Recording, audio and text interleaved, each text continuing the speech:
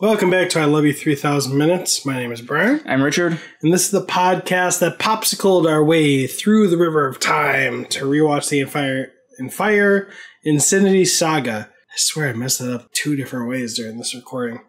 We're only recording 5 minutes today. It's super sad. So that we can rewatch the Infinity Saga from Iron Man 1 to Spider-Man Far From Home. 1 marvelous minute at a time. This is minute 70 of Iron Man 1. And Richard, what happened?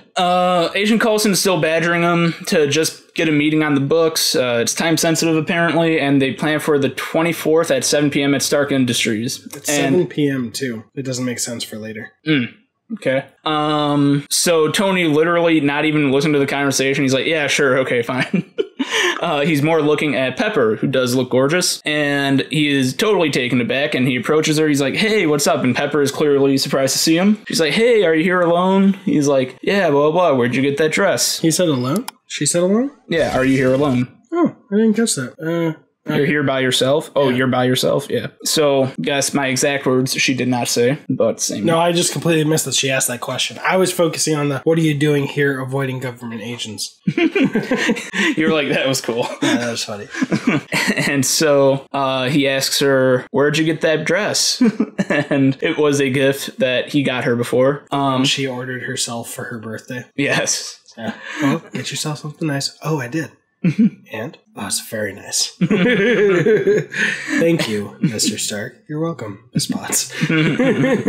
And so they keep moving forward. He asks her if she would like to dance, and she says no. And he's like, great. And he just kind of takes her by the hands to dance and everything. And by a hair, this is the most problematic thing that ended up in the final film. There's a deleted scene from when the women were dancing on the jet. With the stripper pole. Sure. Where one of the hostesses takes him back into the bedroom. Oh, okay. But they cut that out. So thank God. I'm assuming their job description before they signed on was and occasional dancer. You know? So problematic, but since they knew about it, hopefully less problematic by a hair. This, I would say, is a little more problematic because she didn't sign up for being pressured into dancing with him. Right, I was going to say, it could be... very close. It could be perceived as a dickish move, but they've had a long personal relationship, right? And it's always still professional, but they can jab each other in a friendly-ish manner. And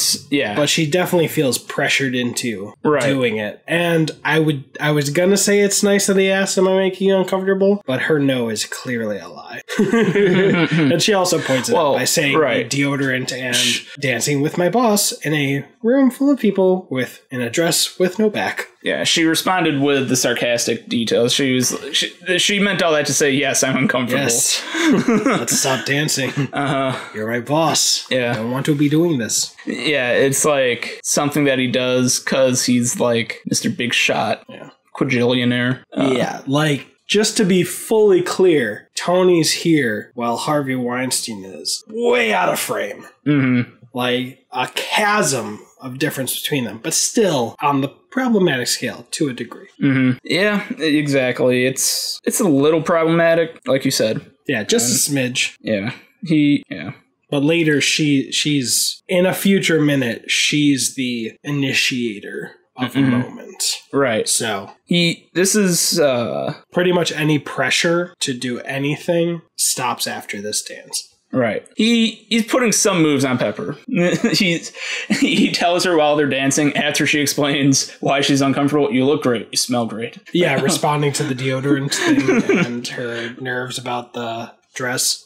Yeah. And where does the minute cut off? Oh, no, don't do that. He says... I don't know if he actually says that full line, though. No, it's cut off. Actually, it's not. Or it only cuts off, so yeah, let's talk about it. He says, I could fire you if it would help take the edge off. Oh, man, I love what happens in the next minute with how she throws that back in his face. Yeah. Any other subtext or context in this minute? Just thinking about the dates that Phil Coulson's going to be over there, and I was paying attention to the time because, well, I guess, like, is 7 o'clock nighttime? Yeah. Right. Depending on the time of year, it could be pretty almost completely dark, you know? Completely dark, or could it be light? depending on the time of year? Yeah, when nowadays it's still a little light at 7. It's still like there's still a little sun out at 7 during the early summer and spring. So then depending on what time of day, that 7 p.m. is either spot on or BS, because he runs into Pepper on the day that he's supposed to be there. And he says, did you forget about our meeting? But it's light out. And then later on, then it gets into nighttime. Mm-hmm. So that's why I was paying attention to the 7. Yeah. But he makes that appointment without actually listening at all. He literally says, I'm going to go to my assistant and make a date, which is like, that's not exactly what you would say. You'd be like, all right, I'll tell her so she can put it down. He had a date on his mind, a date with Pepper. Okay. You salty boy. Well, I think that's really what he had on his mind. I know. You know? Yeah, and she has a very nice necklace. It actually looks a little circular at the... No, it's not. I mean, there's some circles, but I don't know if it was intentional to be arc reactor. Yeah, pretty much else is like between like medium and tight shots. Mm-hmm. So there's not much more to break down besides that. But yeah, the blue looks great with her red hair. I think it has a nice complement to each other without actually being opposites on the color wheel. Mm-hmm. You know, like the opposite of red would have been green. Mm-hmm. And the opposite of blue is... Actually, it's orange. And her hair is, you know, kind of orangish. So never mind. Is this more red or orange? Both. I mean... It's both. But I mean, like, it's at least equally orange. I would say it's more orange. All right, so never mind. It might actually be opposites on the color wheel. Yeah. If you want those special extra videos from all the podcasts early and the exclusively video-only commentaries, you can go over to the Patreon and just see the list to see what's available before you even pledge $1. But if you do pledge $1, you'll also get a handful of stickers if you got a favorite character. Name it. If I got it, I'll send it. And that's only $1. And go over to Instagram to follow along in the minutes at I Love You 3000 Minutes. My name's Richard. My name's Brian. If you've got an army, we've got a podcast. I think there I said if you've got